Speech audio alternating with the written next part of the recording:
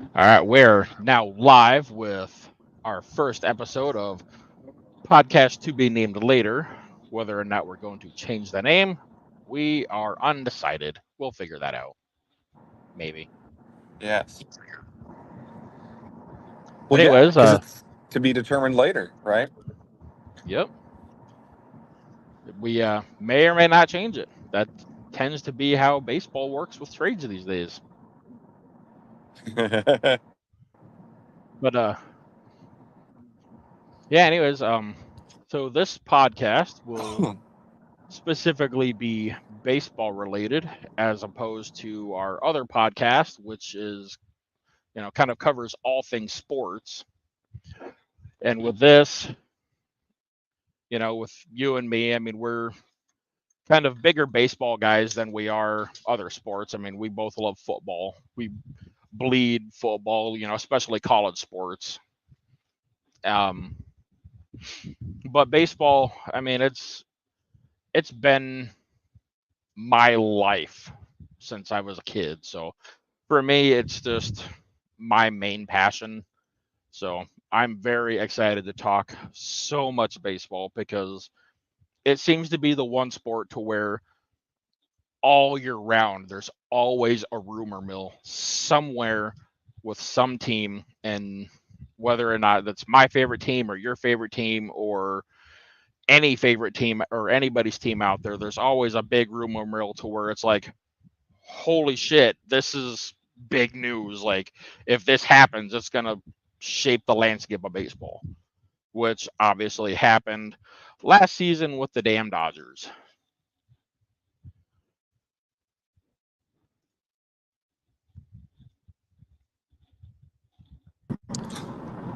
Oh, I can hear you, I think. Oh, yep. Yay. Since looked like you It's dropped a great out. way to start. Yeah, it's a great way to start, the podcast of Oh, I me know, getting a right? phone call that I decline and then I lose all sound. So, Yeah. continue Anyways, with what you were saying. as I was saying, baseball, it seems to be the one sport to where there's always a rumor going around somewhere with a big name player that could potentially go to this team or that team that's going to shape the landscape of baseball. And it's always year round, always, from the start of spring training to the beginning of the off season, and all through the off season there's always something big to talk about. And that's why I'm so excited to start this podcast with you, to just chat baseball, chat our favorite teams, just kind of talk about baseball, because I know there's so many football podcasts out there and there just don't seem like there's very many baseball ones. Because baseball's a grind. That's part of it. And it's a 162 game season. So baseball podcasts are a grind like a season. It's easy to do. It's easy to do football. Uh, you basically September through February, and then maybe a little bit of draft, right? And you get a little bit of time to yourself. It's not a grind. Baseball is it's really 365 days a year. Oh Um, yeah.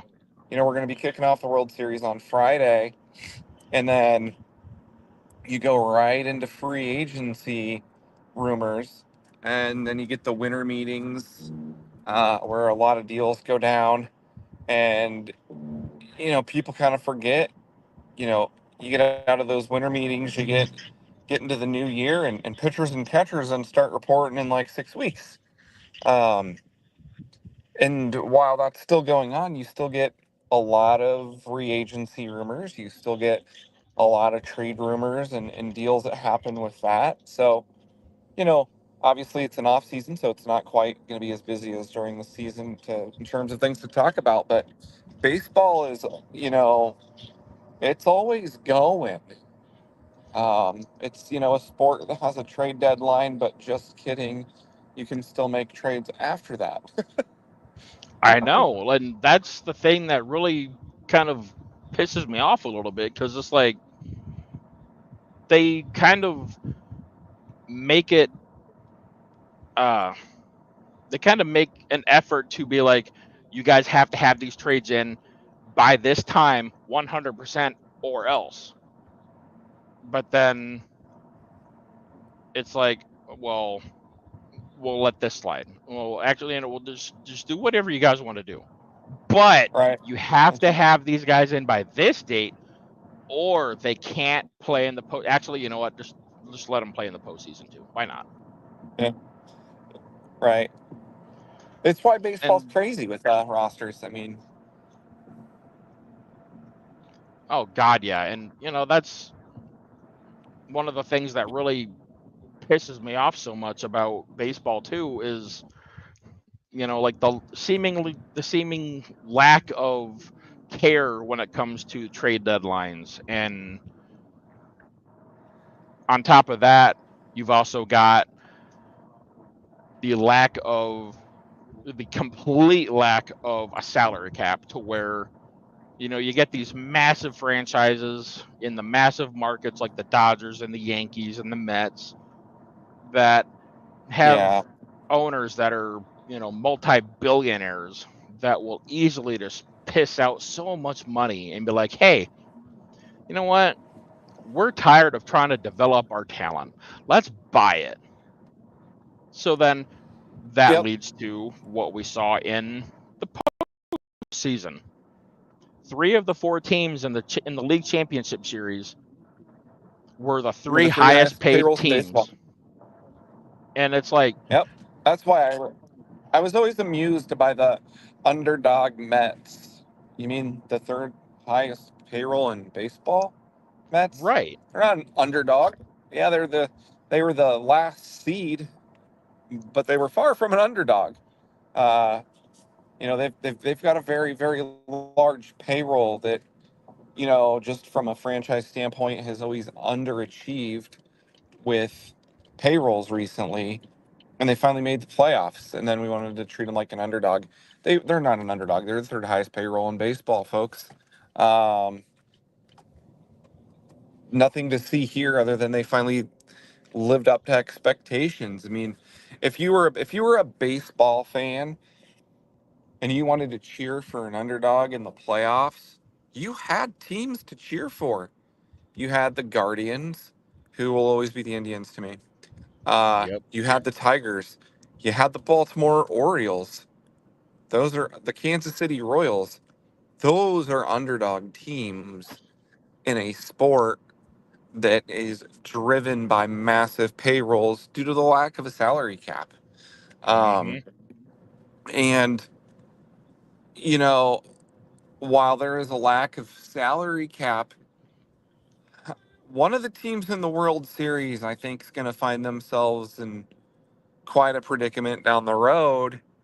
And we kind of touched on it in our other, sports podcasts that we do, but this is baseball specific. So, the Dodgers and that Shohei Ohtani contract, while great right now, right? You get Ohtani in his prime. It it's dirt cheap, like $1 million a year, right? Yep. And you then can fork out all of this money to put talent around him. And they've done that. But Tommy Edman was a St. Louis Cardinal. So there's that. And what you're going to have with this is a Bobby Bonilla situation on steroids when Shohei Ohtani retires, because all of his contract is going to be paid out annually afterwards. And you're going to be paying a guy who's retired, like, I can't remember the exact number, but I mean, like $29 million or so a year I believe it's going to be like to, 60 million or 69 million a year. to be old. Yeah, that's I mean, that's quite the life. I mean, You In all know, honesty, like props to Shohei, he deserves to get paid. He is without a doubt the most electric player in baseball because anytime he's at the plate, you just know something special is going to happen.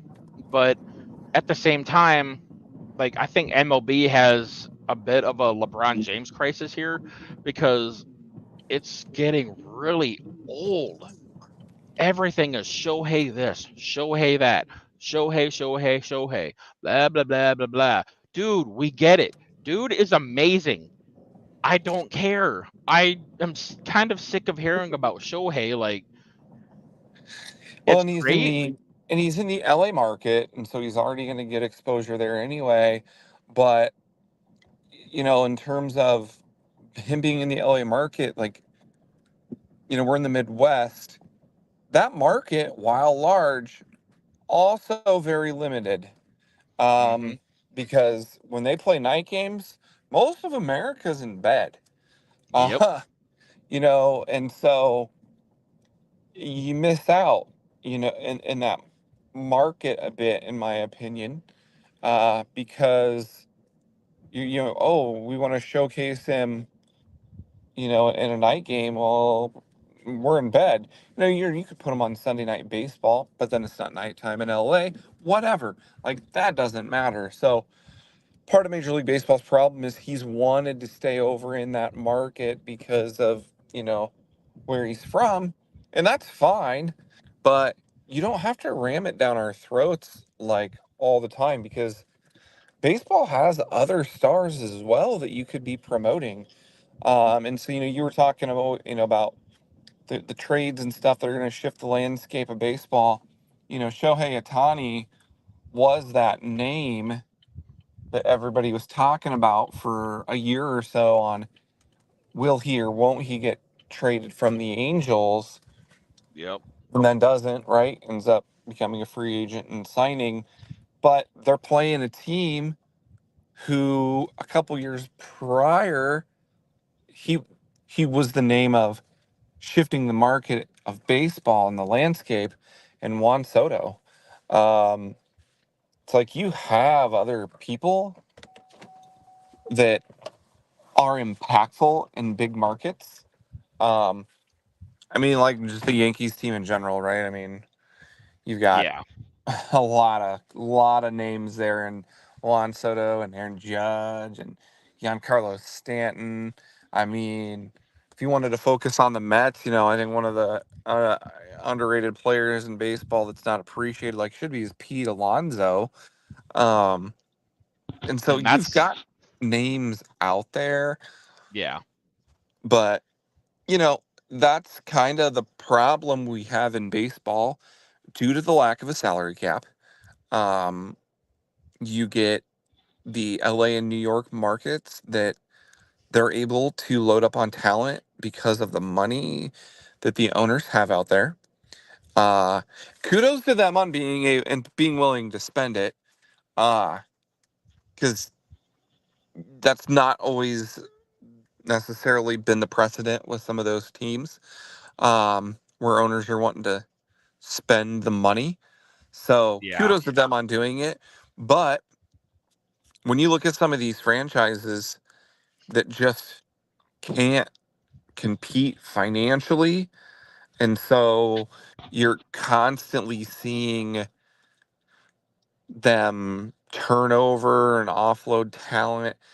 I mean, I don't know how you expect, a Tampa Bay and an Oakland to consistently compete, um, when they are in markets that just don't allow it. Um, and that's kind of where, Moneyball came from, right? How do we try to stay competitive while working in within the payroll that you have? And, it was innovative then. And then people figured out, like, oh, well, we can do Moneyball too and just pay people, you know, Exactly. And right? like that's You know, the like big thing that really pisses me off so much because you have Manfred that sits there in the front office chirping up about how he wants to see these smaller market teams like the A's and the Brewers and the Tigers and like the Orioles and stuff do good things. He wants to see these smaller market teams be there. He wants to see them in the World Series. But then we have the World Series this year, which is Major League Baseball's wet dream of the biggest Oh, it is. rivalry in baseball of Yankees Dodgers. The I mean, two biggest markets in sports squaring off at or against one each other or against one another, which are two of the three biggest payrolls in baseball, one of which the Dodgers spend almost $400 million a year on their players when you take into account of Shohei Ohtani's contract deferment. But without his deferment, they're what, the number 2 team or something behind the Mets. But it's like you have Manfred that's like, we need to see small market teams flourish. We need to see them do good things because baseball is better when there's parity. But there's no fucking parity at all. The only parity comes because teams like the Royals and the Brewers suffer for decades of I know. mediocrity and absolute dog shit to get pissed on by all these big market teams like the freaking Dodgers all the damn time. And then you still have, Major League Baseball that's like, good for the Brewers. Good job. That's really good. Dude, the Brewers payroll was like $150 million. We Not got even beat out barely. 105. Yeah. 105, almost 106. And so let's talk about payrolls. I have the list up right now, okay? And maybe this, let me see when this article was. April 3rd. So this would have been going into the season, okay? So, keep in mind that these are going to fluctuate a little bit um, based off of potential trades. But going into the season, we kind of hit it already. Mets 1, Yankees 2, Dodgers 3, okay? Um, I'm sure you can probably guess the top 10. If you maybe most of the top 10 you'll probably guess. So you got the 3. Corey, I'm going to put you on the spot. Can you get the other 6? The other 6? Yeah. Or 7, sorry. Math hard. Okay. Tuesday. Same. I'm gonna say Boston's in there because No. Boston. Wow. Number 12. Ooh. Normally you would be spot on, but over the past couple of years they've kind of really stripped that team down Oh yeah, to that's try to true. like build it back up the right way. So normally you would be right, but yeah, they come in at number 12. The Padres got to be up there with Machado and Tatis being in there. No. 14th. Damn. Well, I know the Cubs are in there. They spent a lot in the offseason. Cubs number 9. Hmm. Um, two of these teams, 3 of Atlanta, these teams, yep, number 8. 2 of the other teams were in the playoffs. And you'll kick yourself. probably. Uh, One's just Guardians. no, no, Really? no. That's why I Yeah. said they were an underdog. Guardians were the Oh yeah. 3rd lowest payroll. Uh, But you said Astros? Houston's Yes. got to be in there too. Yep, number 5. Wow, I'm kind of surprised that they spent that much. You know what though? They pay for pitching. Oh yeah, they do. Verlander. So here's 1 through 10: Mets, Yankees, Dodgers, Phillies, Oh duh, God. Astros, Rangers, Blue Jays, Braves, Cubs, Giants. Wow. Um, the Phillies, they did pay a lot of money to some guys. Rangers, I think people forget, like when the Rangers really spent a lot of money to go all in last year. It paid off. But they kind of forget about that. Same with the Blue Jays, and then the Yeah. Cubs dumped in a bunch of money to try to win, and so did the Giants. Coming in at 11 is my St. Louis Cardinals. Um, at 179 million for their payroll. That's pretty typical area for them. But the bottom 5 payrolls were the Marlins, Orioles, Guardians, Pirates, and A's. And if you want to hear a shocking number, right smack dab in the middle, number 15, the Chicago White Sox. The Wow. worst team in baseball I have possibly in my lifetime. So, um, Well, statistically, they are the worst team in baseball history. so yeah, you got Tigers, Brewers, Royals, all in the bottom 10.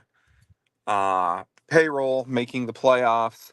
And the thing that I think people need to realize when we talk about payrolls and salary caps and et cetera, and I'm a Cardinals fan for people to know. I'm a Cardinals fan. I said that. Corey is a Brewers fan. The Brewers are 23rd, Cardinals 11th, right? Pretty good big gap in terms of where we are. Cardinals payroll though, $74 million higher is all between spots 11 to 23. That's a 12 spot difference. Only 74 million. Yeah, that's not that big of a difference. Difference Like that's the like difference between the Cardinals, okay?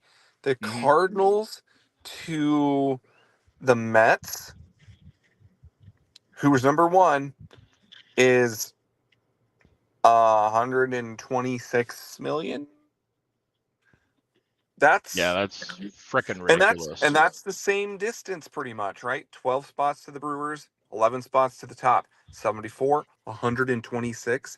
If the Cardinals added 74 million to their payroll, they would come in just above the Dodgers at 3. Okay. So when we're talking about payrolls, you really have Mets and Yankees that lead the way. The Dodgers are actually like 54 million behind the Yankees. That's a pretty big number from 2 to Yeah. 3. Um, so it's like you got these top two buckets, and then you really get the next, like, you get Dodgers, Phillies, Astros, Rangers, Blue Jays that are within like 28 million of each other. And then you get the Braves, Cubs, and Giants. And this is your top 10 that are within 10 million of each other. And then after that, that's when you see that drop. The Cardinals are actually 32 million away from being in the 10 spot. So if you were to create a salary cap, you can really squish that top down to where the middle team's payrolls are fairly close. If you look at the Cardinals down to the Diamondbacks, 11 to 17, you're looking at 39 million. And now Right. remember, Diamondbacks, bottom half of the league in payroll. So if you can somehow, as a baseball, help take that gap down, that's when you're going to get parity. And parity isn't a bad thing. Um, Baseball is the only major sport without a salary cap. Football has it, hockey has it, basketball has it. And Mhm. you can do unique things with your payroll, with your caps, like the NBA, where you have, and this is one of the things the NBA, in my opinion, does right. Other than they put out a shitty product, but they have the they have the floor, right? Like, you have to spend this much money. Yep. So, basically looking at these payrolls, like, bottom 5 teams, you're gonna have to spend some more money because you're not even at 100 million. Yeah. All right. So you gotta spend this much money, and then you have your cap. So let's say 100 mil minimum. You got to spend 100 mil minimum. And then let's say they're like, but your cap is 175. That's a $75 million wiggle room, okay? Mhm. So if that was your room right now, the 25th payroll through the 13th payroll would all be in the salary cap right now. You'd have 5 teams that would need to spend more, and then you have 12 teams that are over the cap. But what the NBA does really well is they have the hard cap. They have that luxury tax. All right. So you're spending over 175. You can go into the luxury tax, right? And you could go up to 215 and pay a penalty, for it. Well, now all of a sudden you have 8 teams outside of the luxury cap. And so you have 22 teams all within $110 million of each other. That would fix a lot. And then you would take some of those bottom teams, like the Brewers, the Reds, the Tigers, they'd be like, oh, maybe we can compete. And then they actually spend some more money. And then you can get some competitive, you know, baseball in terms of parity. Because I'll tell you, adding all this wild card crap they did, it has made the trade deadline less exciting Yeah.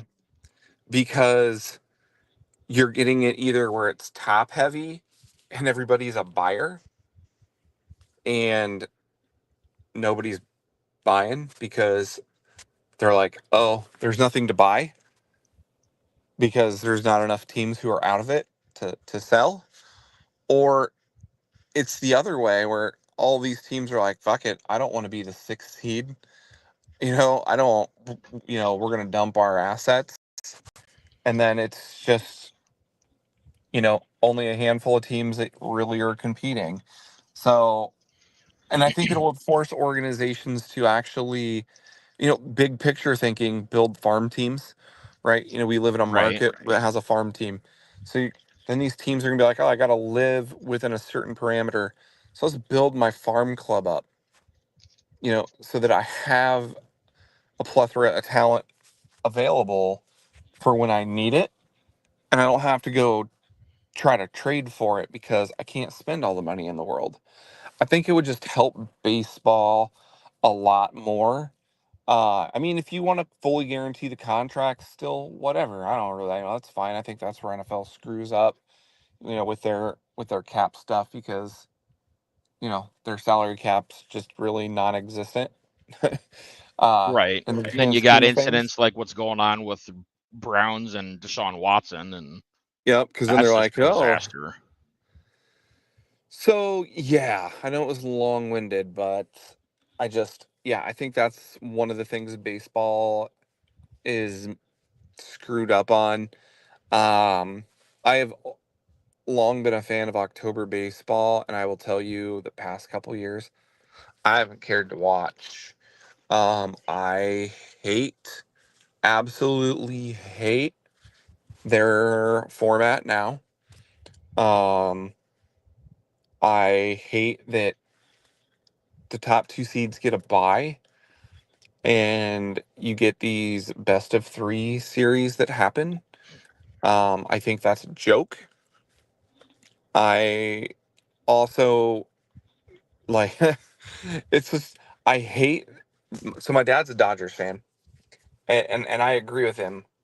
Why the Dodgers played the Padres uh is stupid. They should have had the Mets. Yep. They should reseed just like the NFL does. One of the things the NFL does really well, reseed. NBA, they fail at that. The NHL's playoff system is just fucking stupid. Um, you know, reseed, like I told my dad, I was like, look, baseball's not going back to reducing the number of playoff teams. Okay. No. Because it's all about the money. But one of the things you can do that wouldn't impact the bottom line is this. Because I think best of 2, I don't even like best of 5 series, to be honest with you. Um, and baseball is the only major sport that does a series because the NFL is just winner take all. they're the only out of the three that every series is in a best of 7. Yep. The NBA used to be a best of 5 in the first round, and they went away from it. Why? Because it's stupid. Best of 7. You get more money. More money because you get more playoff games. Even if your top seed is sweeping the lowest seed, guess what? You've got a fourth game instead of 3, and playoff tickets sell more. So, as I told my dad, here's the solution, okay? Is you go to 8 teams. You cut out September regular season. Fuck it. You don't need it. You're going to lop off about 20 games, right? 20 to Yep. 24 games. So you're going to move to like a 140 game schedule. Okay?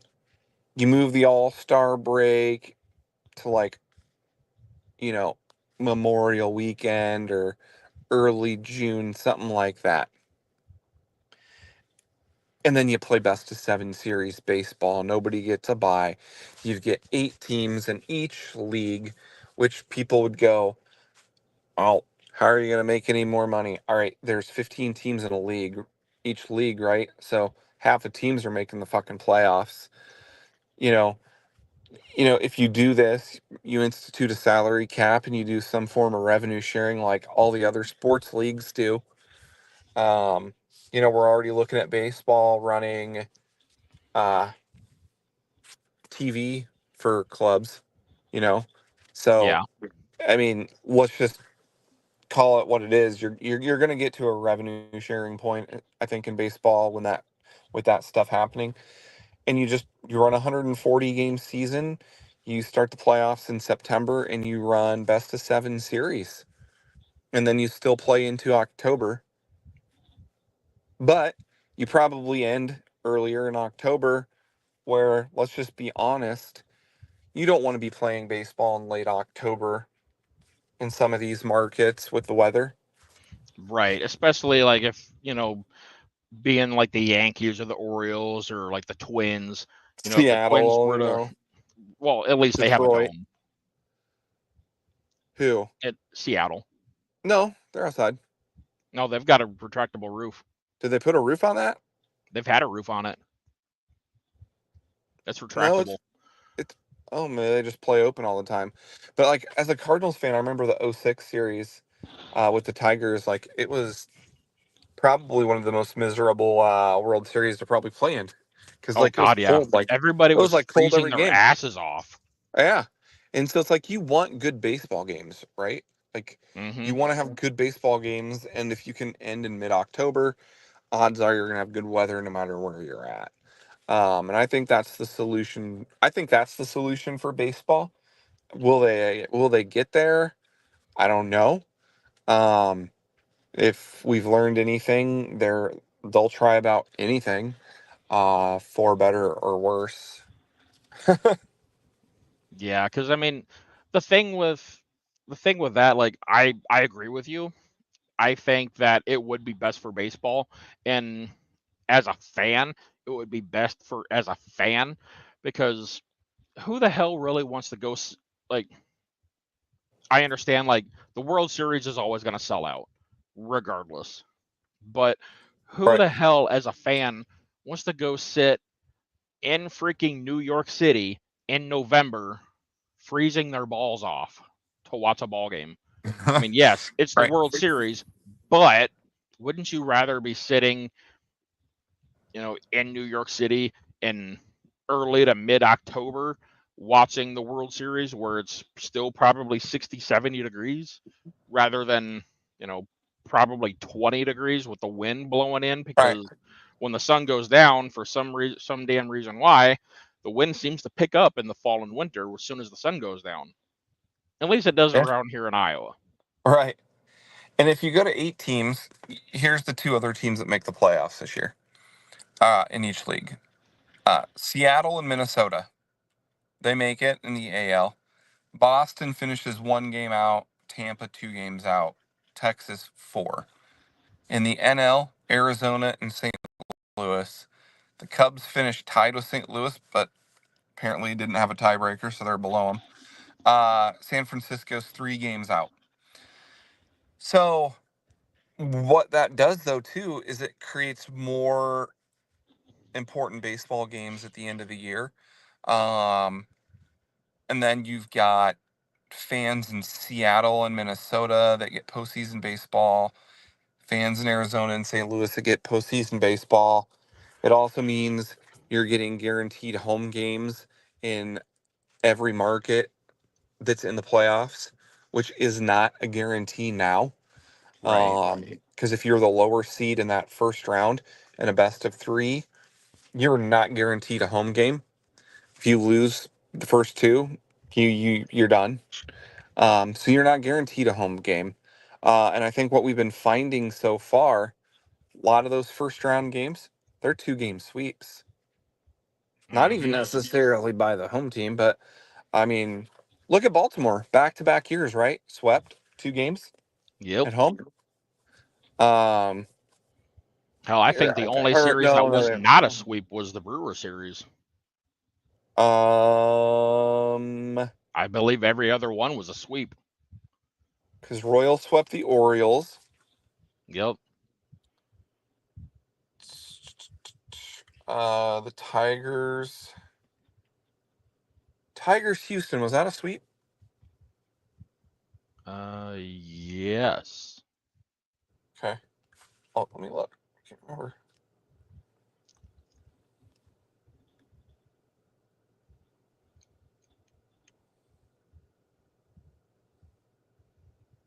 It was.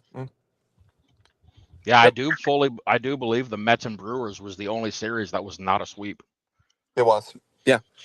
The only non 2-game sweep. So, like, that's the crap part, right? So, Well, even the Brewer series was 5 outs away from, or either 5 or 4 outs away from being a sweep. If yeah, it there's wasn't for a a home couple of run. 2-run Yeah. bombs to tie that game, So, we would Baltimore, have been well, swept too. like Baltimore, they were at home, they got swept. Houston got swept at home. Padres were home. The Braves, they make the playoffs in a really tough year for them in terms of injuries. They don't even get to play a home game. Because they get swept by the Padres. It's like, come on. And if you go to 8 teams, like I would also say, hey, Major League Baseball, like give the division winner a playoff spot, but seed it based off a record. Hmm. 'Cause like here would be the matchups. And just tell me, like, if these aren't sexy. We know baseball. We love baseball. AL, 1 seed New York Yankees against the 8 seed Minnesota Twins. Most people are like, that's not sexy. But what is the story there? All you hear about is how Minnesota, with all those teams they had with Joe Mauer, and how they couldn't beat the Yankees. Yep. That's a They've come story. close so many times and could not close it out. Right. Then you get the Cleveland Guardians and the Seattle Mariners. You get a team nobody gets to hear about in Seattle playing one of the lowest payroll and baseball teams that goes to win 92 games. That's just underdog story both ways. Yep. And then you get Baltimore and Detroit, a Detroit team that nobody expected to be good against a young upstart low payroll Baltimore team. And then you get Houston and Kansas City, literally a team that people loved at first in Houston because they were like the underdog, and then they cheated against the Kansas City Royals, who it's hard to not cheer for. That's your American League playoffs. Yeah, Okay. those are some really good series there. And then in the National League, you've got the 1 seed Dodgers against the 8 seed Cardinals. Hello, 2010s. Like, you've got one of the biggest markets in baseball and the Dodgers against one of the most passionate and loyal fan bases in all of baseball and the Cardinals. hello TV ratings. Yeah. And then you have the Phillies against the Arizona Diamondbacks. You get Bryce Harper against a smaller market Arizona team that went to the World Series last year. And then you get the third seed Milwaukee Brewers against the New York Mets. Big market New York, small market underdog Brewers. And then you get San Diego and Atlanta. Kind of funny that those teams already, that already worked out. But see, notice the Right. American League was different. The American League was very different, though, because Yeah. of the seeding with the division winners. And so you get San Diego and Atlanta. You get, a team that people gravitate to, the younger kids anyway, with San Diego, against, this ain't your daddy's Braves. Um, National League's less sexy, but there's still some really good first round storytelling with that, as opposed to Dodgers and Phillies are on a bye. What? I don't get to watch the Dodgers and Phillies for a week plus, or a week plus even. Like, oh, that sucks. So you're trying to ram Shohei Ohtani down our throat, and then playoffs start, and he gets like a week and a half off. Exactly. And one thing to go on about with what you were saying about doing away with September baseball and just starting the playoffs in early to mid September, that could really help out as well because so many fans every single year are so pissed off about the fact that we have playoff baseball starting at 1 p.m. Central Time. Uh-huh. And it's like, if we shifted the playoffs to early September, you could easily have National League one day, American League the next. Done.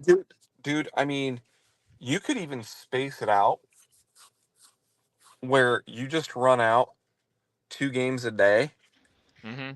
and give teams like a few days off in those first rounds. So, I Yeah.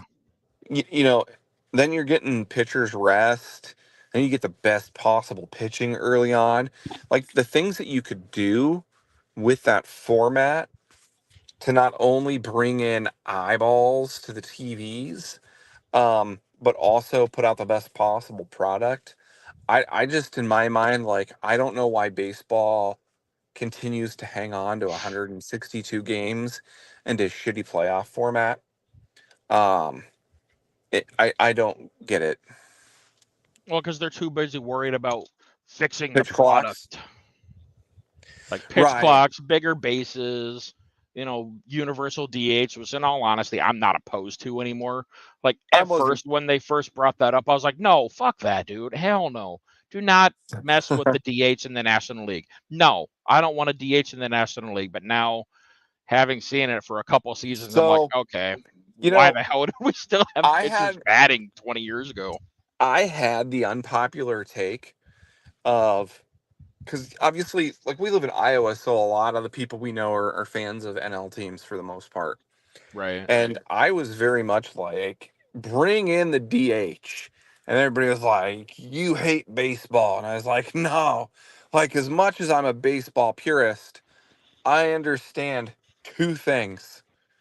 And there are big two things. One, they aren't going to remove the DH from the AL. And two, not having a DH put the National League teams at a competitive disadvantage in free agency. And what I mean by that is, I'm a Cardinals fan.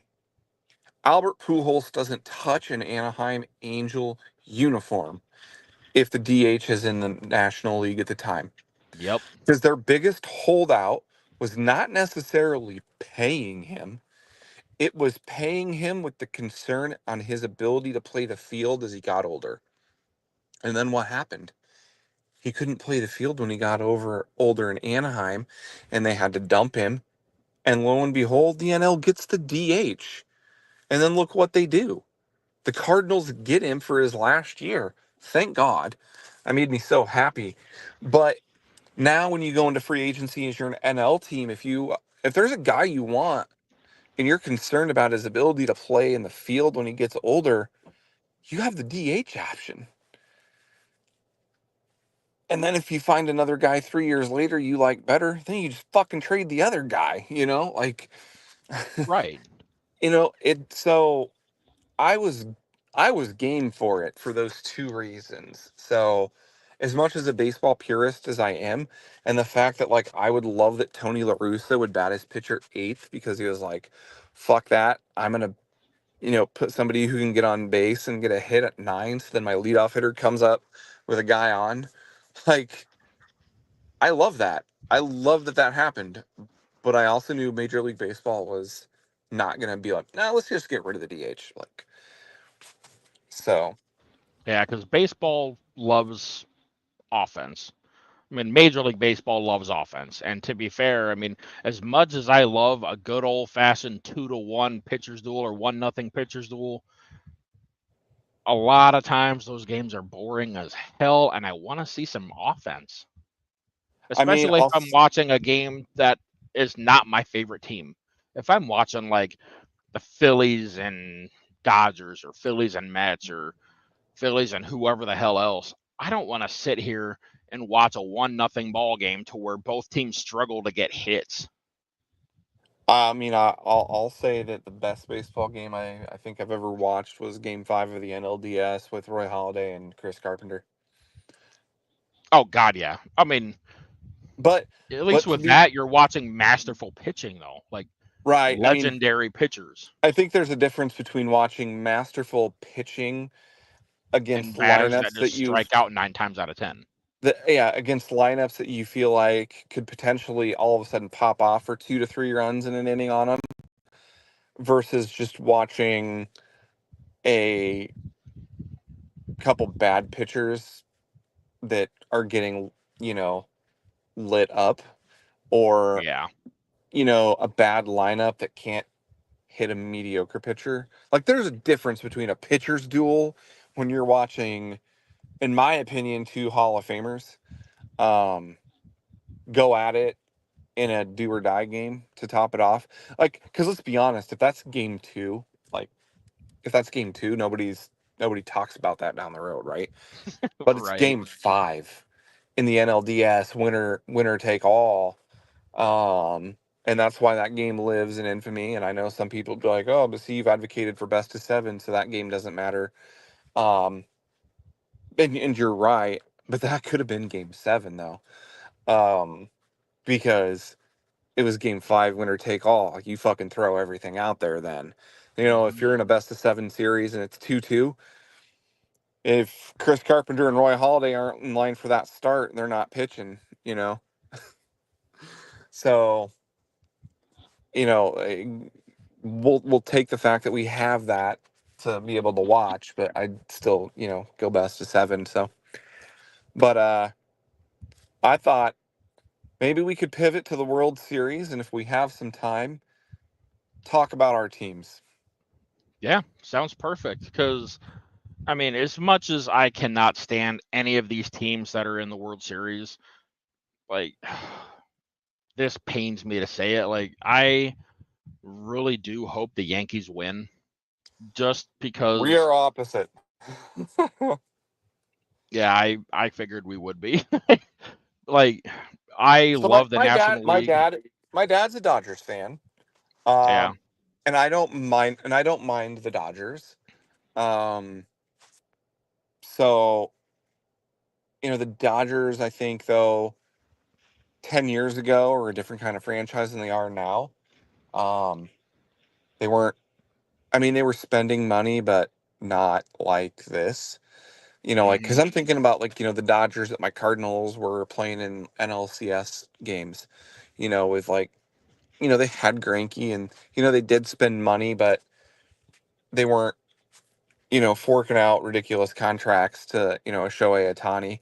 So I do right. like the Dodgers a little bit. Probably the second team in the NL for me.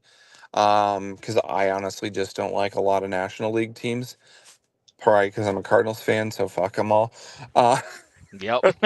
but Um, my second favorite team in all of baseball is the Baltimore Orioles. So a little disdain for the Yankees, with Jeffrey Mayer and stuff from the '90s. So I mean, I'm on the opposite. I hope the Dodgers win, but I kind of like the Yankees more. I really think the Yankees are going to win.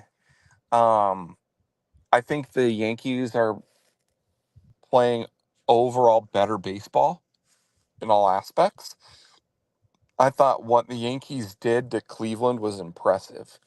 Um, Oh, I completely and agree. people might not understand that if they didn't know baseball. Cleveland Guardians had the best record in the American League for a vast majority of the season. Yeah. Um, And they have some stellar pitching too. yeah, and they finished with the second best record in the American League. That's a really, really, really good baseball team. And outside of the ninth and 10th inning of Game 2, the Yankees just kind of dominated that series.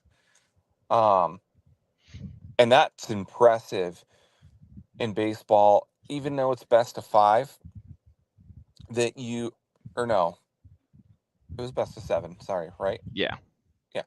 Uh, when you dominate a best of 7 series in the ALCS against a 92 win team, that's that's that's damn good baseball being played. And the Dodgers, they won in 6 against the Mets. They were a 6 seed, but they still won like 89 games. Um, the thing about the Dodgers though was, they put up it felt like it was all or nothing for them. It was like we're either going to kick the shit out of the Mets and we're going to drop 10 or we're not going to win. And when it Yeah, comes to the that's World exactly how it Series, seemed. and with the World Series, I want the team that looks the most impressive. And honestly, I think that's the Yankees. And right now I pick the Yankees in 6. Yeah, because for me, like the biggest reason why I'm going for the Yankees is because of my absolute disdain for what the Dodgers did this offseason. Um, I fully feel like they they seemed like they were just playing Monopoly. It's like, oh shit, look at that guy. I'm gonna throw all my money at him. Huh, look at that guy. I'm gonna do the same. And every Right. single guy that came along, just money, money, money, money, money, money, money. And it's like, dude, that pisses me off so much. And I know the Yankees used to do that all of the time in the And, 90s and early and they still 2000s. do. I mean, they Yeah, still do. They're they the still you do. know they're the second highest payroll in baseball, right? I mean, their payroll is higher than the Dodgers technically, um, Right. because of the deferred money to Otani, right? Um, Yeah. but the thing that you know I don't think people realize. Okay, we both know that these teams have great offenses, right? Um, they are very high scoring. Give me 1 second here. So, come on, filter. So, this will be fun. Who do you think scored the most runs in baseball? The most runs. Yeah. Who do you think scored the most runs? Oh God. I would never have guessed it.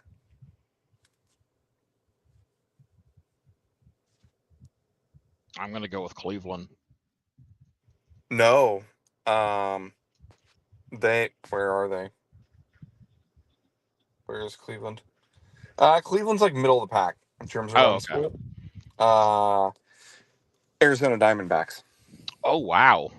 They scored 866 runs. Okay. The LA Dodgers were second with 842 runs, and the Yankees were third with 815 runs. So you've got two teams that have really good. They, both teams have a good offense. Okay, they really Right. do, and I think people know that going in. I don't think people appreciate the Yankees pitching. Um, Runs against, the Dodgers gave up 686 runs. The Yankees gave up 668. They gave up fewer runs. Now the Dodgers' run differential was slightly better. It was by 9. Right. But why I say that though is the fourth highest scoring team in baseball. It's the Baltimore Orioles, who's in the same division as the Yankees, and why that's a big deal. And right behind the Orioles is the Phillies, and it was only off by 2. But the difference between Yankees Orioles and Phillies Dodgers, Orioles Yankees, same division, they play each other more. You gave up fewer runs than the Dodgers, and you had to play a team that scored a lot of runs. I mean, the NL has teams that could score because after the Phillies, it's the Brewers, the Mets, and the Padres. And then you get Boston, Minnesota, Houston. Okay. So, the, you know, you have NL teams that could score, but, you know, the They're not in the same Dodgers, division. you know, Well, you're the playing Dodgers and the yeah, I mean Dodgers the and D. Dodgers and Padres. Yeah, they are. And the D backs were too. Yeah. But the D backs aren't a playoff team, and they actually gave up quite a few runs. Um, and the Padres had good pitching. The Diamondbacks pitching was atrocious. Yeah. Um, so you know, it's like I don't think people appreciate the Yankees pitching because the Yankees pitching in recent memory hasn't been great. So when you add that in now, like that makes that's just a different dynamic for the Yankees now. And considering what they did to Cleveland, it's like I really like what I saw out of them. And you're going, wow, like, you know, if that's what we're gonna get, then that's pretty well, you know, and I don't think people realize how good of a staff they have either. Like they've got, you know, Carlos Rodon, they've got Stroman, they've got Garrett Cole, like they've got dudes who can go. Um, you know, like what was their? I'm looking here for their like ERAs here for some of their. Sorry. Oh no, forget it. I just hit a wrong button. So anyway, their pitching has been much better than people would have expected. Right. Um, and their offense is just as potent as LA's. So I kind of like the Yankees in 6. I think their pitching overall is better. Yeah. I agree. For me, like for me, the only reason why I'm going for the Yankees is because a very good friend of mine that's actually chirping in here in the chats. Uh, he lives out in West Virginia, and we became very close years ago. And he's a diehard Yankee fan, so just for him, just because I cannot stand any of these two damn teams, I'm just going for the Yankees. Just so at least one of my friends can be happy. I don't really have any friends that are Dodgers fans, so I mean, yeah. I mean, at least one of these guys can be happy, and I know he'll return the favor for me if the Brewers ever make the World Series, which I am not holding my breath because I will die if I do. so let's talk about the state of our teams then, and what the state of the. Let's talk about the state of our teams, and then what you see going forward out of your Brewers. Talk about your Brewers. Tell me why they're winning the NL Central again next year. Right now, I honestly cannot say why I think they'll win the Central next year, just because I wholeheartedly have no fucking clue what Mark Attanasio was going to do. Historically, he will just sit on his ass and sign a guy that has like a 6 career ERA, like a 6.3 or some shit, and then he'll come in, do pretty decent and finish the season with like a 4.2 or something. And it's like, okay, that was an all right signing. And then somehow, some way, we win the division. I honestly don't think that's really going to happen unless we actually go out and spend some money because the Cubs are pissed. Reading what uh, the Cubs owner and GMs have said after failing to make the playoffs, they're pissed. They want to spend more money. They're going to. Same with the Cardinals. It is not the Cardinals' way to miss out on the playoffs the way they did. They're going to go out there and probably drop a little bit of money to kind of push the issue a little bit more. But as for the Brewers, it's really a toss up for me.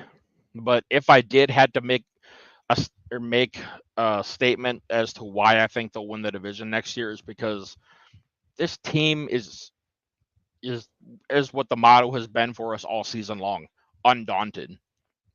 This past season, we weren't even we weren't even selected to finish in the top 3 in our division. Everybody said the Brewers were going to finish dead last behind the Pirates, behind the Reds. Everybody said we were going to finish with one of the worst records in the National League this year.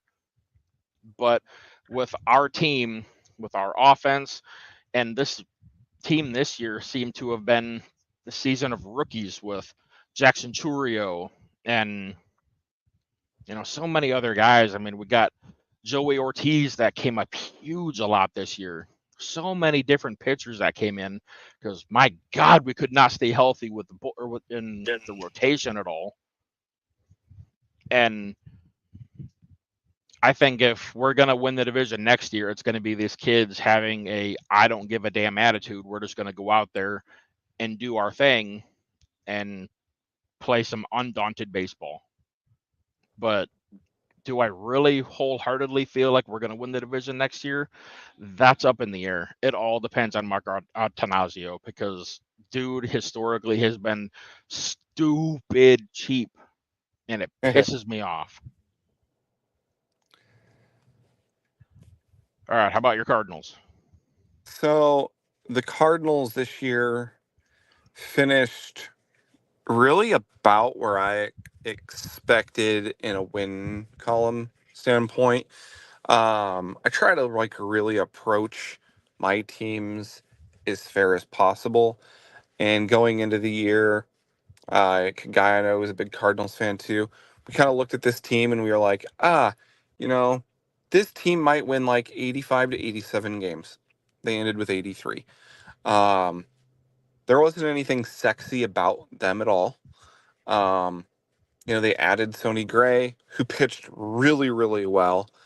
But there wasn't anything sexy about the team to go, yeah, this is a team that's going to win 90 plus games and make a run. It was this is going to be a team better than they were last year when they were god awful, but nothing that made you think they were going to be really good. The Cardinals are in a weird spot. So John Malazak, the longtime GM, is out the door, not right now, after the 2025 season. They have hired his replacement. He is essentially going to mentor his replacement. That has shit show written all over it, folks. Organizationally, they are committing to building back the farm system and trying to get into that back to that Cardinal way where they build and develop their own players. So I don't think you're going to see a team that's going to be adding much payroll. If they add payroll, it would almost be like because of inflation. Like I see this team maybe trying to go and add a starting pitcher who could maybe slot in as a number 2 or 3 into the rotation. Um, I could also see this team going, we're trying to build our farm system up and going, what can we get for Paul Goldschmidt and or Nolan Arenado? Um, Mm-hmm. I don't think though those guys being on the Cardinals team to start the year or at the end of the trade deadline next year is a guarantee. I think the Cardinals will listen to offers for both of those guys. I don't think they're not gonna give them away for pennies to the dollar. Goldschmidt's getting up there in age. Arenado still has a lot of value. I know he had a down year in general. Um, but there's still value there for both of those guys. And I think if they were to get an offer that could help them build their farm system while also maybe getting a guy that they feel like they could plug into the lineup, I think they would make that deal. And I think with Goldschmidt more so than Arenado, if he wanted to leave and he wanted out, I think they would then just trade him to Right. honor and respect that. So I don't see the Cardinals being a whole lot different next year unless they shift their mindset from building their farm system and trying to go all in to win for Goldie and Arenado. And I just don't see that happening. Bill DeWitt, I won't say that DeWitt is cheap. I mean, they have the 12th highest payroll in baseball, right? Or the 11th, something like, or 11th or 12th. It's like, they're never a top payroll team, but they're never bad. It's Right. not like they're rocking out like the 21st payroll ever. They always kind of fall into like that. Sometimes they're like 8th and sometimes they're like 16th. And I think as a fan, that's perfectly acceptable. Um, because depending on what the market's doing, being 16th might not be a bad thing. Um, because maybe you're just not overpaying for bad free agents. Because that's like where some of these payrolls inflate. You get a bad free agency class, and Yeah. then people are like, "Well, we gotta add free agents," and then they just overpay for a shitty baseball player. Um, so I from a payroll standpoint, I don't mind where the Cardinals are at. Like, sure, would I like to see them dumping a little bit more money to put together a better pitching rotation? Sure. Um, but if they're gonna do this and they're gonna commit with this new GM essentially and build the farm system up, I'm okay putting out an 84 win team next year because if I've learned anything from being a Cardinals fan, when they develop their farm system and they bring up their own dudes, we're playing postseason baseball and probably winning a World Series. Um, so I don't see the Cardinals being a real threat in the NL Central to win it unless they catch lightning in a bottle, which is always possible. Right. Um, so I look at the NL Central. No offense to your Brewers because they've won it a couple years in a row. I don't think the Cubs are going to stand pat with a top 10 payroll winning 83 baseball games. No. They're going to go and they're going to spend some money and they're going to go all in and they are either going to win the division and then get their ass kicked in the playoffs by the Phillies or Padres or Dodgers because I don't think whatever they do, they'll probably put together a better baseball team than those teams are right now. Or they're going to fail miserably like they did when they were trying to do that in the early 2000s. And that's why, Corey, I think that's why right now with the Brewers and the Cardinals, I mean, maybe it sucks a little bit more for you because your team won 90 games, right? Um, the Cardinals taking a step back and going like, let's build our farm system. Because if you're being realistic right now as a Brewers fan and a Cardinals fan, Mm-hmm. we aren't fucking putting a team together to compete year in and year out with the Phillies, Padres, and Dodgers right now. No. We're not. There's We're not. we We're, can't we're afford just it. not. Yeah.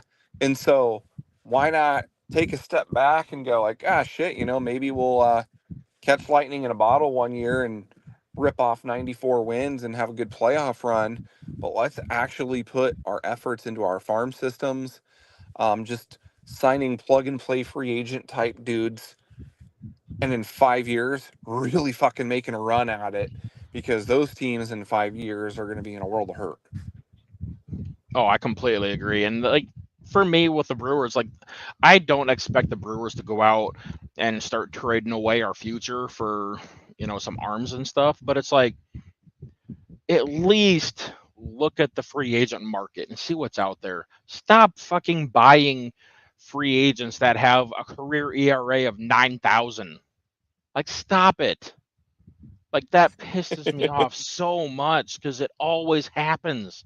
And it's like, all right, the Brewers brought in a new arm. All right, let's do the shit. He's got an ERA 10. Yeah, well, and the thing you can do as a baseball club too, that Baltimore did a really good job of this year, I thought, is looking at the metrics for your ballpark Mm-hmm. and then looking at metrics for pitchers and how they pitch and going, what do we need in a pitcher? And then finding it. Like, because like Kyle Gibson was like a really good fit for Baltimore, and Mm-hmm. how he pitches to how they need to get outs in that in Camden. So like we play in pitchers parks for the most part. Brewers and Cardinals home stadiums are pretty pitcher friendly. So Well, why don't for AmFam, that kind of depends on the roof status. well sure, but it's a spacious park, Yeah. which typically plays well for pitchers. Um, Same with Bush. Um, so figure out what kind of pitcher you need for that ballpark. You don't need like you're talking about the Brewers. They sign a guy with like a 6 ERA and he comes in and he pitches a 4.5, and you're like, oh, that guy had a pretty good. Wasn't that bad. You know what? You could probably find a guy with a 4.5 ERA that is fairly comparable in salary to the guy with the 6, and you could Mm-hmm. bring him in, and he pitches a 3.5. Like in today's And baseball, like that's phenomenal. all right, and then all of a sudden you have a guy who could be one of your top 3 starters, not your ace. You don't want your ace throwing a 3.5, right? But your number 2 or your number 3, they can come in and throw a 3.5.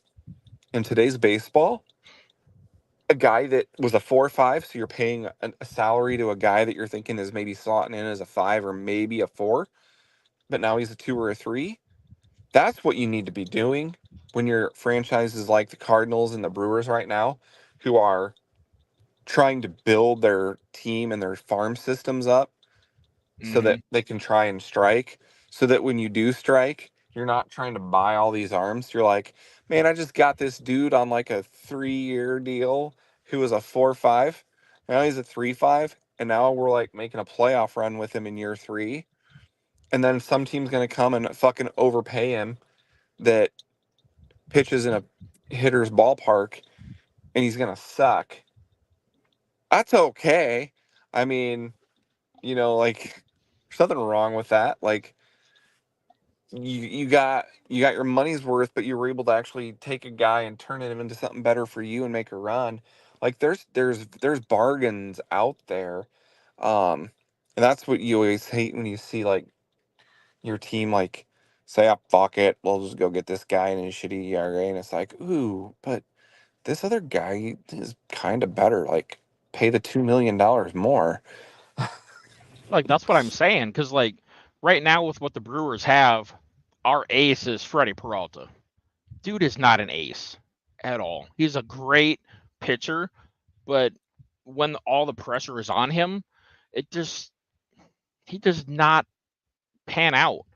I love the guy. He's got great stuff, but I feel like he's an amazing complementary piece. I feel like he needs to go after an ace. Like you throw out there like what we had for the past couple years. Corbin Burns, Freddie Peralta. Bam. Done and done. Peralta So always pitched so much better after Corbin Burns would go out. So I feel like even with the Corbin Burnes trade, if we would bring in another ace, somebody that can kill it, you know damn well is going to go out there, give you 6, 7 strong innings, get into the depth of the bullpen, and you don't have to worry about it. We're solid, and that's the biggest problem with the Brewers right now is we don't have that, and we need it because that definitely showed why we did not advance in the playoffs this year or essentially any year because we don't have that type of pitching right now. So let me ask you a question. Is Sonny Gray an ace? Sonny Gray, Yeah. with where he's at, no. That's my thought too. He pitched really well, right? But Yeah, he just I just look at his overall body of work historically and go, I mean, I think he's a number 2. And I think that's where the Cardinals' problem is they don't know if they have an ace or not. You know, you're because like great pitched well, but he had a 3.8 ERA. right, And so it's like he's a number 2. And so that's where we're at too. But our biggest problem is we can't score. Like, we can't score runs. And so you could load us up with every number 1 pitcher in baseball and it wouldn't matter. And right, so the Cardinals' problem is has been just that. Like, it doesn't matter what you do, and I want to like correct something that I said because I was a year late.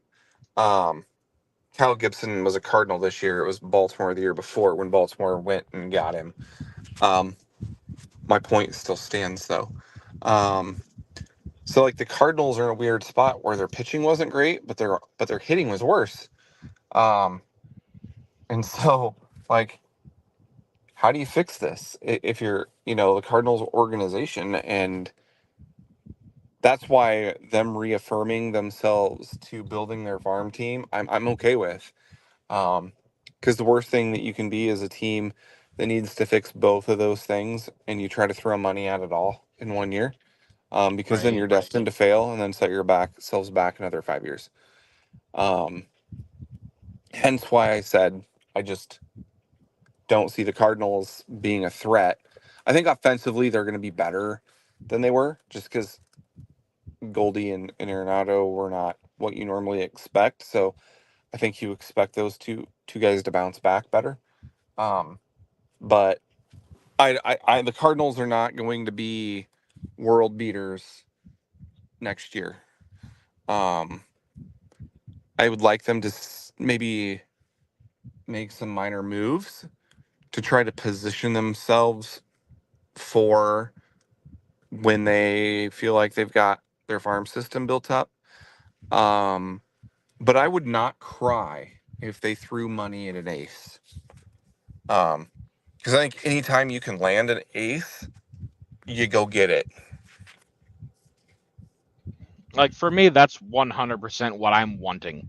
I want the Brewers to just spend the money on an ace, somebody that can go out there and just give you exactly what you need night in and night out. You need to get at least 6 innings. The Brewers don't have that, and we've been lacking that for a long time. Aside from Corbin Burnes and shit, no, I can't even remember his damn name.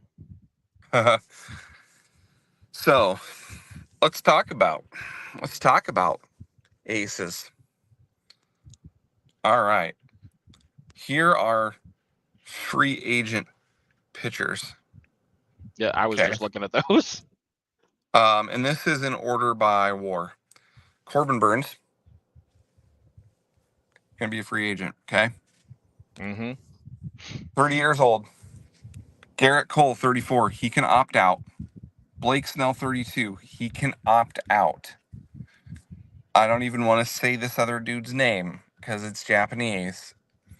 34 years old. Michael Waka, 33, player option. Freddie Peralta, 29, club option. Max Fried, 31. Nathan Eovaldi, 35, player option. Jack Flaherty, 29. Jordan Montgomery, 32, player option. Kyle Gibson's 37, club option. Justin Verlander's 42. Now we're under the war of 4. So I'll just stop there and go. Let's just assume the player options opt out. So you got Garrett Cole, Blake Snell, and Michael Waka, and Eovaldi. All right. So if I'm the Cardinals, you're probably not going to get Waka and Flaherty, right? I mean, you just traded Flaherty last year, and the guy couldn't stay healthy. He's kind of come back, tried to improving himself a bit, but you're probably not doing that. You're not. He's 29. He's going to probably want to come in and get, a 5 or 6 year deal. And I don't know if you can trust that. Waka's 33. You're not looking at a long term deal. In my opinion, there's 3 guys that you're throwing money at as an ace. And it's Corbin Burnes, Garrett Cole, and Blake Snell. Yep. And if I'm the Cardinals and I'm going, I want an ace, I'm going after Blake Snell. Oh, 100%. I mean, he's a former Cy Young winner, right? Yep. Sure, Brewers, you're going to want Burnes, right? But I get that. He's younger. He's 2 years younger than Snell, but there are a few guys, if you're a team, so Blake Snell's WAR is 7.2. Like, that's, let's say they replace him, Kyle Gibson, who they have a club option on Gibson. Kyle Gibson's WAR was a 4. Okay, well, I improved by 3 wins right there. Okay, now I'm an 86 win team. Okay, 86 wins. All right, let's say, Goldie and Arenado bounce back. Now maybe I'm a 90 win team. Like, an ace can change your direction like that. And if you're the Brewers, like, shit, I mean, what would that do for you? Right, because it's been some time since we've had an offense. Like, I can't even say it's been some time since we've had an offense like this and an ace. We've never had that, ever. I mean, in 2018, we did have a pretty good offense, and we had Corbin Burnes and Brandon Woodruff, which is the guy I was thinking of that I couldn't remember, and Freddie Peralta. But they didn't balance well. But that's the one thing that we were missing this year. We were scoring runs after runs after, like, we were scoring a lot. It's just our pitching was giving up a lot, and that pissed me off because game after game after game, it was always who's gonna come in the 4th inning. Always. And it's like, I understand we have a great bullpen, but dude, we need somebody. We need somebody that can consistently go out there night after night and give you 6 to 7 innings to keep that bullpen fresh. We can't keep going out there and killing ourselves with our goddamn bullpen every damn night. And I think that's why I think the Brewers need to put some money out there to go get an ace, because we do have Brandon Woodruff coming back next year, hopefully. That's why he sat out all this year with that major surgery, but I don't know what kind of pitcher he's going to be when he comes back. Yeah, and I think it's safe to say that we can't just assume he's going to come back to his former self and be an ace. And Corbin Burnes was he was a free agent injury, right? Yep. And so I think the if I recall, he was a free agent, but he was hurt. And so I think if that, if he's not hurt, he would probably be a Brewer. And so I can see a Brewer reunion in that future for him. So, I mean, maybe there's hope for you. Um, but I'll be honest with you, as a Cardinals fan, um, the um, Gibson option I mean, he's 37, but it's a club option. They're probably picking that up. Um, there's some other guys here too that are intriguing if you look down the list at all. Like Lance Lynn, Right. another Cardinal club option, 38. Um, I think there's some other guys like Frankie Montez, who it's a mutual option, but was highly sought after at trade deadline. Probably just needs a better situation. He Um, pitched very well for the Brewers. I was really pissed off seeing that we went and traded for him because he had such a high ERA, but he did come into Milwaukee and pitched very well. He had like his first 2 outings. I was like, oh my God, why? But then after that, it's like, oh shit, damn, good job. and honestly, here's a sexy one, I think, anyway. A 30-year-old Shane Bieber. I was just looking at that too. That, I mean, that could be, I mean, I guess he's technically 29, but it'll be 30 in May. That could be, and he's, it's one of those where he's a Guardian and they don't spend money. So it's very likely he goes elsewhere. And why it's sexy is, to me anyway, he didn't, was he hurt this year? I think he was hurt a little bit. Yeah, because it doesn't look like he pitched really at all. But the year before he had a 3.8 ERA, and then but the year before he was 2.88, and I believe that was his Cy Young year, right? Did he win the Cy Young Yeah, that year? Or was he a finalist? I think I it was the believe Cy. he I think won he it. won. Yeah. I think he did. To Cy. Who won this question? Sorry, I'm gonna look because it says that it was Verlander, but maybe Bieber was a finalist.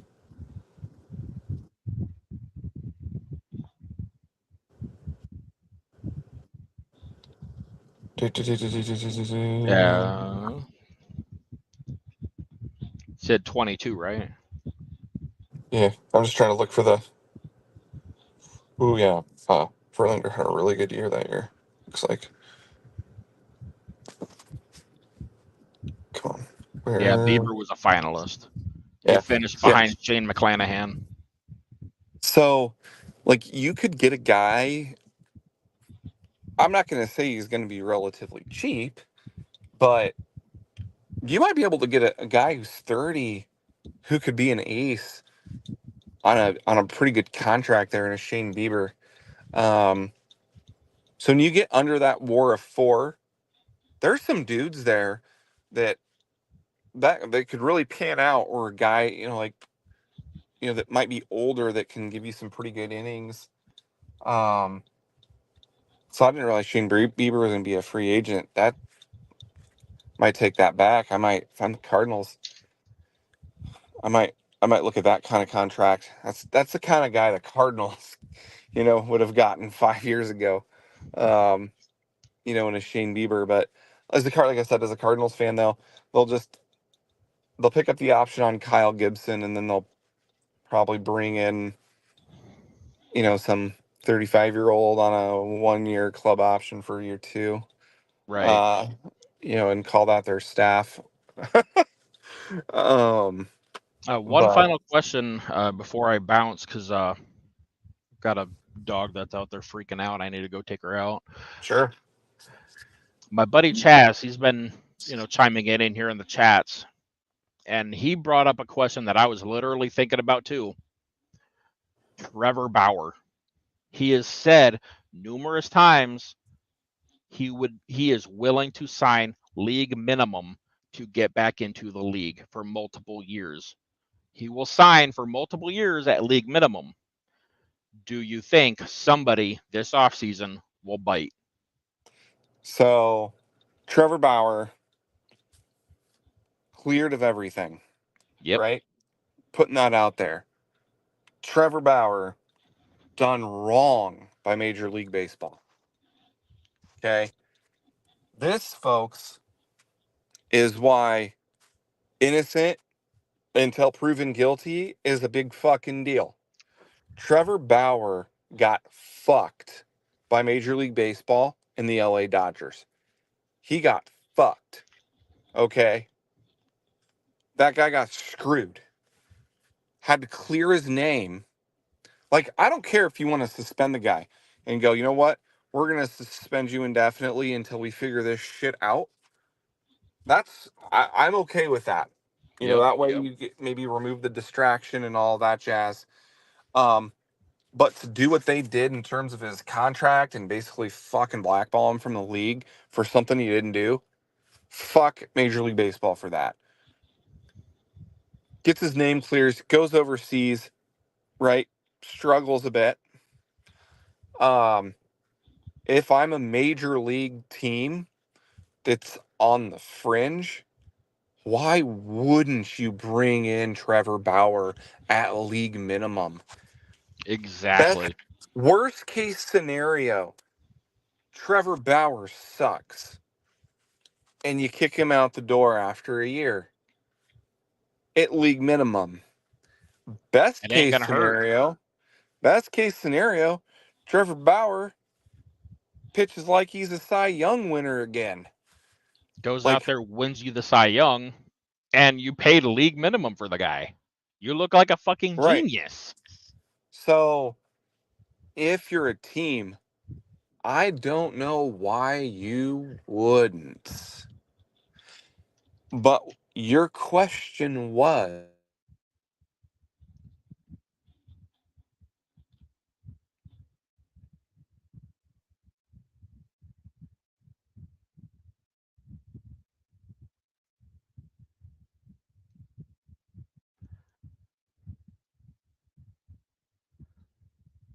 I think Steve's having some problems here.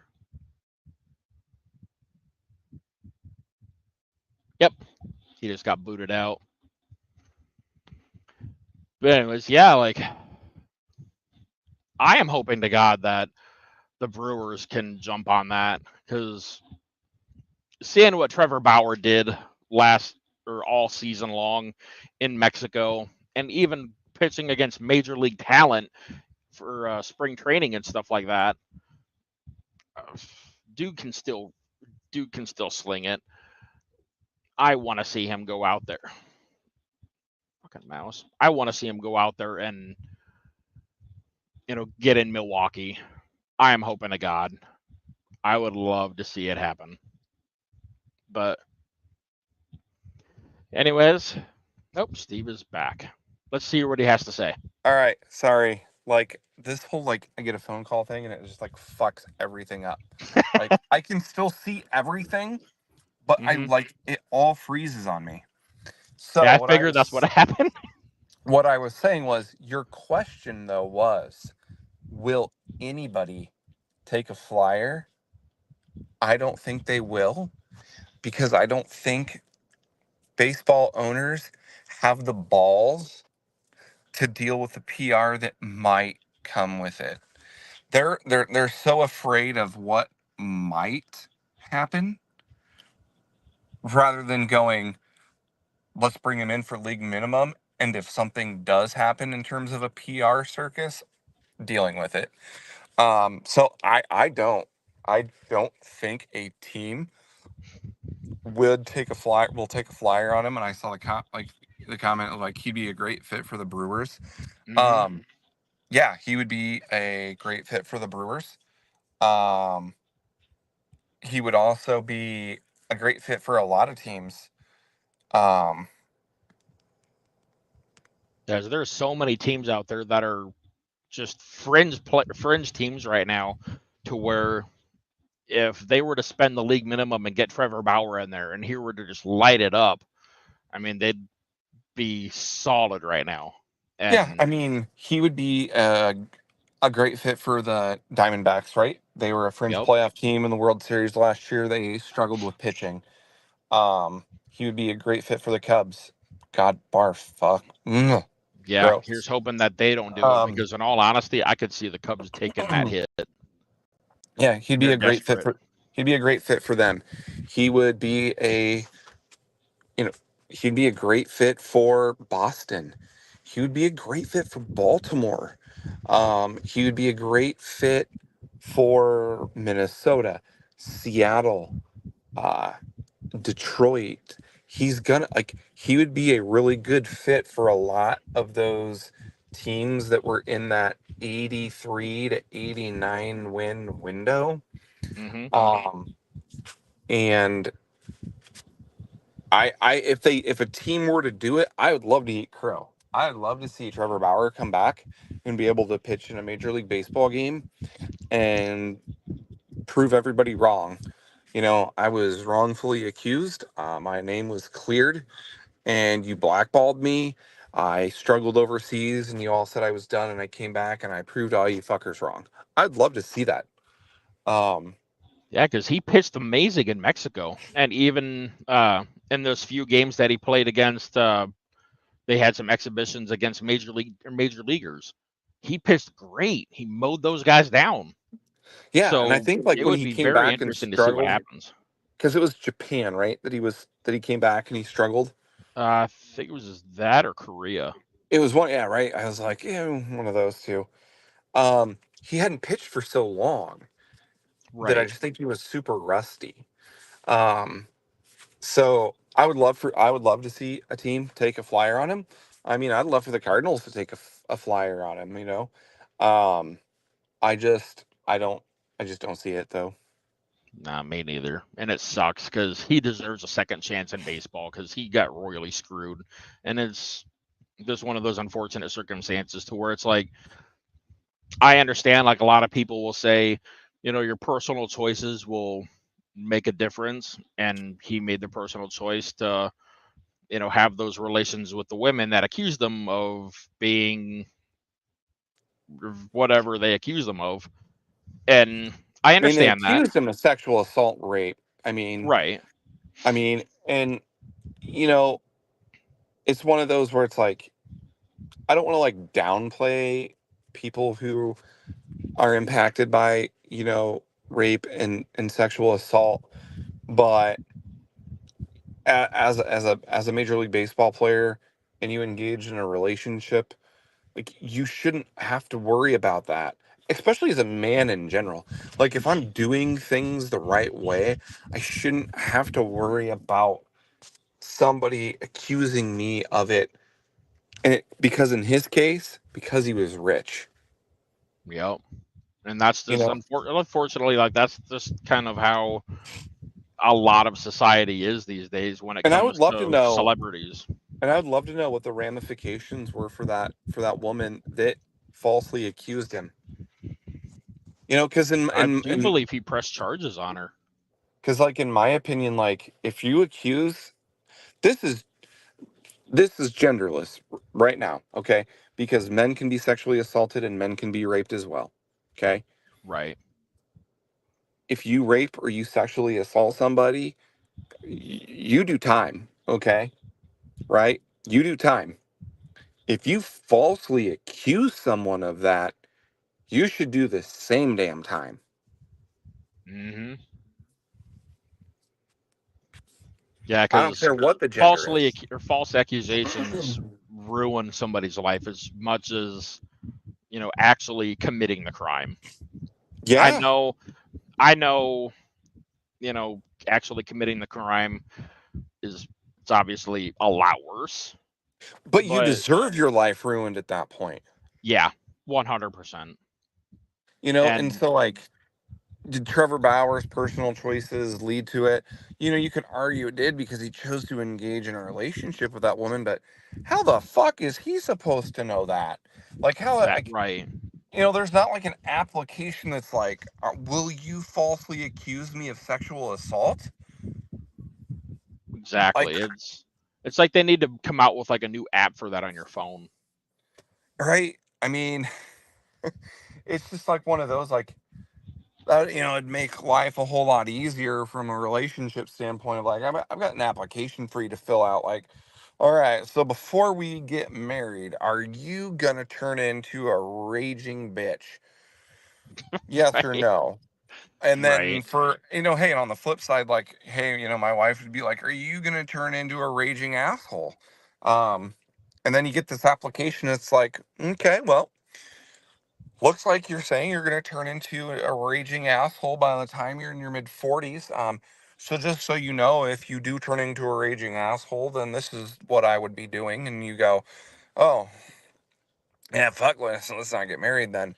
But that's not how life works, you know? Um, Right. it's, we all change as we get older and everything like that. But like Trevor Bauer, like, you can't, y- I don't want anybody to fault him for his choices because of some crazy lady. I think he did admit that they had rough intercourse though. Yeah. He did Um get pretty detailed with that, and and I believe I'm that's what stemmed from or that's what led to the accusations. but I will say some people are into some weird shit. So I mean, Yeah. when it's like, oh, we just engaged in rough intercourse, I mean, shit, maybe that's how she liked it. I don't know. Maybe that's how he likes it. I don't know. I don't want to know either. But I would love to see Trevor Bauer pitch for somebody though. I mean, Yeah. you got a dude that brings intensity. Like, I'll never forget that playoff game when he like just fucking chucked the ball from the mound over the center field fence. I think it was a playoff game, wasn't it? Uh I think that might have been in July, like around the All-Star break. I Uh, can't remember. but I'd love to see it. I Yeah. know. Sorry, He drug deserves out a a little second long. chance. Drug out a little long, but yeah, that guy just got hosed. Feel bad. I mean, you feel bad for the guy. You know, that's why it's like you got to wait for things to play out, and not react. Um, just I mean, like to everything in our society anymore. Of you know you can't react and oh that I can this would be one of my kids, or you just need to let it all come out, let the facts come out, and then decide and judge. And Trevor Bauer, because he was accused of something horrific, um, was just blackballed out of baseball, and then kind of came and proved that that wasn't the case, and is still being blackballed. Yep. So But anyways, that will end our show for tonight. So yeah, feel like we got some pretty good talk in with the World Series coming up starting Friday. heck yeah. And we will be back probably here in about a week. Get a couple games of the series on. Talk about how it's been going so far. And Yeah, just like to thank everybody that's been watching and chatting with us. Thank you, Chaz. Thank you, Don. Uh, really appreciate you guys. Thank you. So thanks. we'll chat with y'all later. Thanks, guys. Peace.